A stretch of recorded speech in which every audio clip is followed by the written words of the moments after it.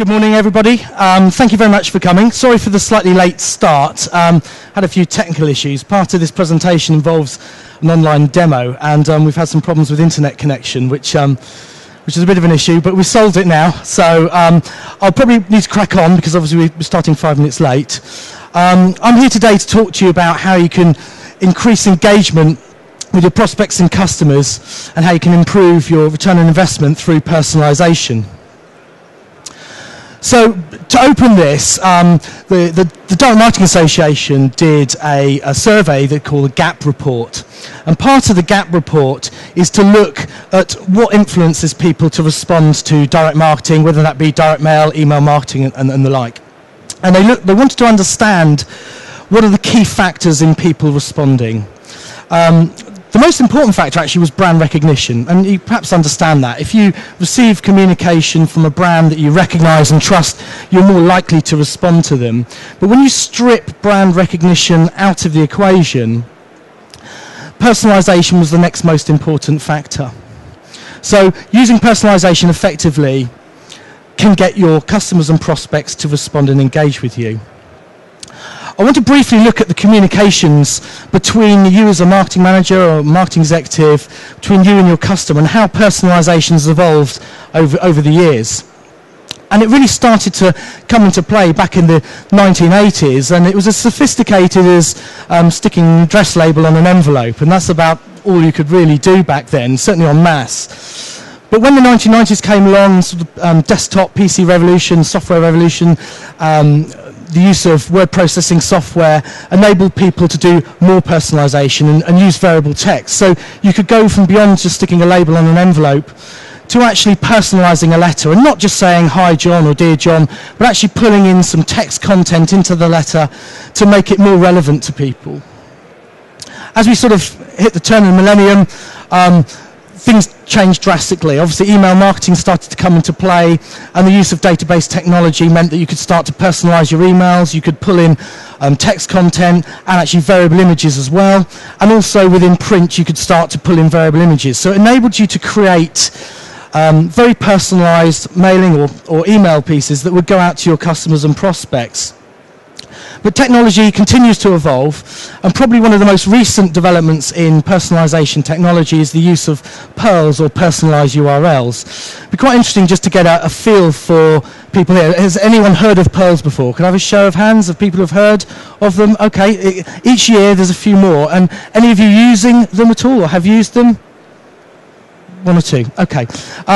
2 years ago, no one had heard of them. No one was using them. And you're going to start to probably see more use in terms of personalisation. And the difference between inbound personalisation and outbound personalisation is at the moment you might send a fully personalised mailing or email piece to your customers and prospects. You might be looking to drive them online. They come back to your website, and when they get there, they're faced with a generic website. So you've gone to all the effort of understanding who your customers and prospects are, looking to communicate with them in a language in a way that they might understand and respond. They come back to your website, and that's all lost. And when you use PERLs, it enables them to come back to a personalised website. So it kind of completes the personalised experience. But we can't talk about personalisation without talking about data first. Data drives personalisation. Obviously, the more data you have, or the more in-depth demographics that you have on your customers and prospects, the more you can personalise. Big data is probably something that you've heard of. It's certainly something that's coming to the forefront. There are a number of talks on big data at the show. And big data is all about the more and more data being available to marketeers. In the last 2 years, 90% of the data that's in the world today has been created. And all of that's driven by things such as social media. The use of Twitter, Facebook, LinkedIn is increasing the amount of data available to marketeers. And so in the States, the US DMA and a company called Nearlane conducted some surveys to try and understand what the benefits of data are to marketing. And one of the most significant factors or benefits for the marketeer was that using data or utilising data gives you better insight into your customer behaviour. And you'd probably expect that to be the case. But the actual largest factor was using data to drive greater campaign conversion rates. Now, part of that is using data in terms of understanding who your customers and prospects are to get your proposition right and get your messaging right. but it's also about using data in a way where you can actually drive response, and that's really where personalisation comes in. Because if you've got the data and you can use it and you can create effective communications, you are going to drive more campaign conversions and get a response on your ROI. I'll skip through the next two because they're pretty much other and not really sure. But the key factor from this research, which was done across the top 1,000 chief marketing officers in the United States, was that data can be used to drive greater conversion rates. And it's our belief that it's by using personalisation that you can actually deliver that. I want to look at offline personalisation, and some of you may be using this, some of you might not, and look at how offline personalisation can be used. Essentially, currently, really it's just a case of using variable text and variable imaging. Are any of you using personalisation in any of your direct marketing communications? Okay, well, so it's probably less than I expected. How many of you have a customer or prospect database? And how many of you are using that database to drive your communications? So there's a little bit, just looking around, there's a little bit of a gap between those that have a database and those that are using it to drive personalisation. Just another interesting sort of just show of hands. How many of you are still using direct mail as a medium? So a fair few. Email marketing? Okay, the majority seem to be using email marketing. In terms of offline personalisation, by using a database and understanding your customers, you can deliver a communication that's relevant to them or more relevant to them. We did some work recently with a holiday company where we could look at the database, look at where people have been on holiday and build a profile of what sort of holidays they might be interested in, whether it's looking at age groups. Perhaps if they're more elderly, they might be interested in cruise holidays. Obviously, if they're younger, they might be interested in the Club 1830 type holidays, whether they like skiing or whether they like summer holidays. And by using that information, you could run a campaign and drop variable content in. So it might be, for example, if I was perhaps 19, 20 years old and I like beach holidays, I would be given the Club 1830 offering. But it's all driven as part of the same campaign. And the reason being is obviously in terms of those of you who are using direct mail, postage discounts can be gained for volume. You can do lots of small niche campaigns, but you're not going to get the discounts for volume on postage. Where if you put all of those campaigns into one campaign, you can get the postage discounts, but deliver a succinct message to different audiences and use personalisation to do that. But you can take it one step further. You might have another person in that group where you perhaps understand where they went last year, and you can perhaps bring their past behaviour into your future campaigns. An example of this was where we did work with a holiday company where we looked at what hotel they'd stayed at the previous year and pulled in the imagery and pictures of that hotel, saying, this is where you stayed last year, this is where you went on holiday with us last year, and then look at similar types of hotels they might not like to book next year and bring that into the creative. So the overall campaign was, the idea of the overall campaign was to sell holidays, but it was to make the offer more personal. And what we found is the response rates trebled, quadrupled, simply because people would get their mailer, they would look at it and they'd think, hey, yeah, this is where we went last year. They're suddenly interested. Suddenly this company is showing interest in us and they're looking at what we've done and they're thinking about where we might like to go next year. And we found that it lifted engagement with the organisation. So offline, and for those of you using direct mail, by using variable text and variable imagery and using a database effectively, you can deliver very, very specialised, very specific communications to your customers and prospects. Now, online personalisation, obviously mentioned the use of pearls, and I want to give you a quick demonstration as to how you can use personalised URLs to drive a personalised online experience. Before we do this, currently, those of you in the audience, are you currently identifying people who are visiting your website? Are any of you using cookies, for example? Not many. Do many of you have logins on your website where people are required to log in? Not many. But for those that do, you're able to identify people. For those that don't have a login system, or you don't have existing customers that can log in, or you don't want to use cookies, the only way you can track customers or prospects or website visitors is by using things like Google Analytics. How many people here have used or are familiar with Google Analytics? So quite a few of you. And it's a useful way to identify people. But in a business-to-business perspective, if someone from Lloyds Bank visits your website, that's great. Someone from Lloyds has visited your website. What you don't know is which one of the 100,000 employees has actually come into your website. So you can't really do much. It's useful feedback, but you can't really do so much with it. So what I'm going to do now is do a Perl demonstration, show you how Perls can be used and how you can personalize your websites. And hopefully, I've still got an internet connection. Yes. Okay, this is a site that we use to show how Perls might work. And it's a fairly standard site. It's what you'd expect to see. There's some graphics and a banner going on. There's some text explaining what a Perl is. We've got a couple of forms on here that people could fill in and submit data. And that's what you'd expect to see from any website, really. But what we want to do now is we want to, rather than sending out a generic website, useperls.com, we want to create URLs that are unique to your customers and prospects so that you could send them that URL and drive them back to a personalized website. So what we need to do, and to prove I haven't had a Blue Peter moment and prepared one earlier, we need to create a fictitious person who we're going to create a personalized URL for. So I need a little bit of audience participation. So would someone like to volunteer me a first name? Anything? Jack Frost. Okay, we'll go Jack Frost. I never quite know what we're going to get when we do this, so I'm quite pleased with that. Jack Frost. And where does Jack Frost work? Iceland. Okay. You've been to see The Guardians, haven't you? Yeah. And what does Jack Frost do? Freeze things? We'll go with that.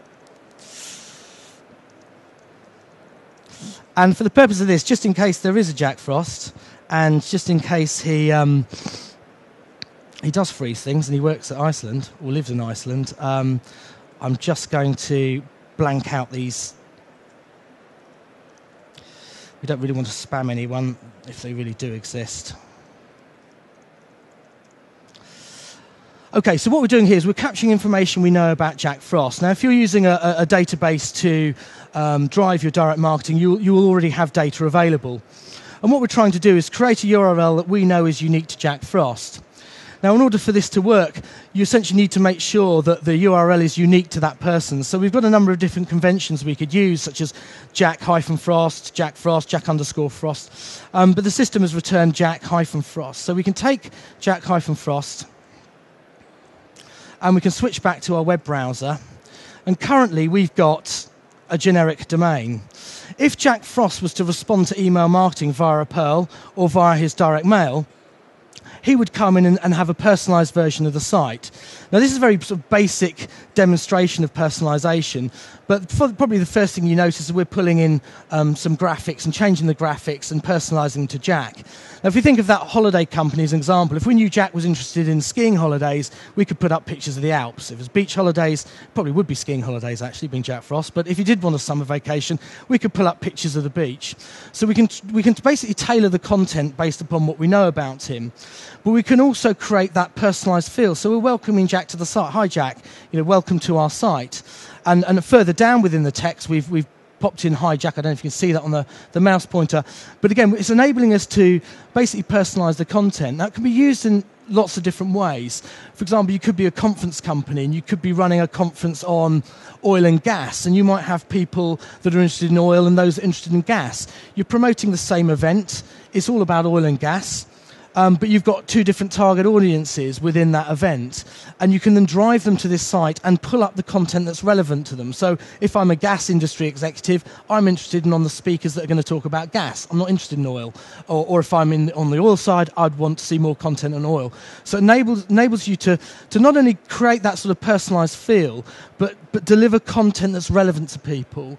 And if you deliver content that's relevant to people, they're more likely to understand, they're more likely to interact, and they're more likely to engage. A number of other things we can do as well. If you notice, the forms are pre-populated, and research has shown that if you make it easier for people to respond to you, they're more likely to respond to you. And if you've completed the form for them, it's making it easier for them to respond. So it makes it much, much easier for people to respond. A one-click response. Someone comes back into the site, the form's filled in, they can hit submit, buy, or whatever the proposition is, and it's making it much easier for them to interact with you. The other thing we found as well is that when you actually pre-fill forms, whether you're doing it offline in direct mail or whether you're doing it online on a website, if you pre-fill forms, people are more likely to yield information to you. If you're showing them that you know something about them already and there's a few gaps, say, for example, the email address within the form is blank, they're more likely to yield it to you because you're kind of showing that you know them already. So there's an element of trust involved. They are also more likely to correct as well. So if the telephone number is and they see it's incorrect, they're more likely to put the correct telephone number in and submit a correct telephone number. So it helps with data capture and data cleaning. The other thing you can do with personalization, and when you use it effectively, certainly if you use it in an online context on Pearls, is because this URL is unique to Jack Frost, we can start to track his behavior. So it starts to take those of you using Google Analytics to another level, because you're not tracking on just an IP address that person who visited from Lloyd's Bank. You're starting to track individual people. And because you can do that, you can start to make the personalization more effective. So I can take Jack Frost, and I can open a new web browser, and we'll pop it in. Jack Frost has visited the website, he's gone away, he's made a cup of tea, he's watched EastEnders, he's come back, and he wants to visit the site again. Hopefully. So it's the internet connection.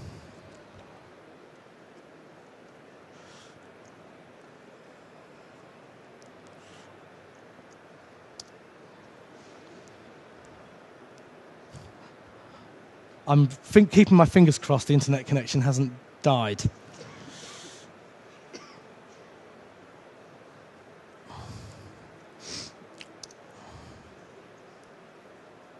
It has.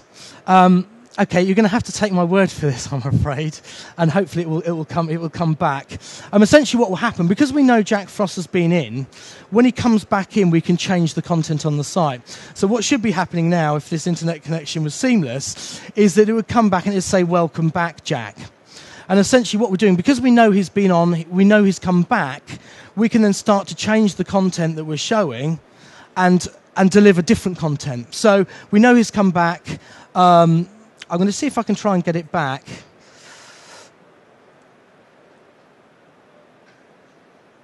I hate live demonstrations. Technology is fantastic when it works. When it doesn't, it's dreadful.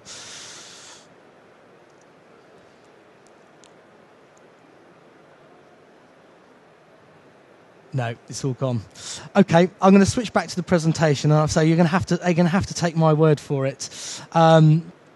Essentially, what happens is we know Jack's been away, we know he's come back, so we can change the messaging and say, "Welcome back, Jack." The other thing we can do is, because we're tracking what he's doing on the site, we can basically monitor what he's been looking at as an individual. And because we can do that, we can then serve up more relevant content. So let's say, well, I'll use the holiday one as an example now, because that's died. Let's say he goes onto the website and keeps looking at skiing holidays, but he hasn't been on a skiing holiday. And he keeps coming back and keeps searching, and keeps searching for prices, searching different resorts. We can capture that information in a database that sits, a content management system that sits on the back of that website. And rather than him coming back each time he comes back to the same page, same old page, we can start to change the content and say, Jack, we know you've looked at the site, we know you've looked at this type of holiday, have you thought about this resort? Have you thought about going this time of year? Looking at when you're going, this is the best deal. And so you can start to serve up content that's relevant to Jack based upon his behaviour. And anyone who's bought anything from Amazon will see that. Show of hands of people who've bought something off of Amazon. There must be lots. Yeah, okay, most people have. And when you buy something on Amazon and you go back perhaps a subsequent time, they're perhaps suggesting things to you that you might be interested based upon what your previous purchasing history.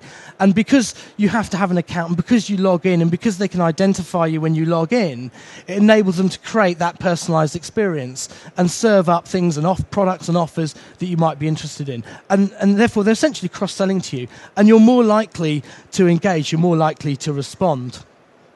Now, the other part of the presentation, unfortunately, was a demonstration of personalised video. and that is not going to work now. So what I'm going to do is we capture everyone's details that have attended the seminar. So I'll follow this up with an email and give you your own personalised video to you, and also your own personalised website, so you can at least see how it works. I'm going to quickly talk about engagement and how you can improve engagement through personalisation and some of the results. There's a campaign that we ran for a client. And when people talk about engagement, you'll hear people talk about engagement a lot. Certainly in terms of online, it's all about getting people to your website. It's all about SEO. It's all about search. Things are changing now. It's about what are you going to do with people when you get there? How are you going to create that experience where they're going to engage? It's not just about traffic. It's about what are they going to do when they get there. And personalisation enables you to do that, because you can make your content more relevant. And if you make it more relevant, it's more interesting. If it's more interesting, people are more likely to interact. And if they're going to interact, they're going to engage. And if they're more likely to engage, they're more likely to convert and they're more likely to buy. Here's a recent campaign we did for the Institute of Engineering Technology. And the campaign went out to just over 4,000 people.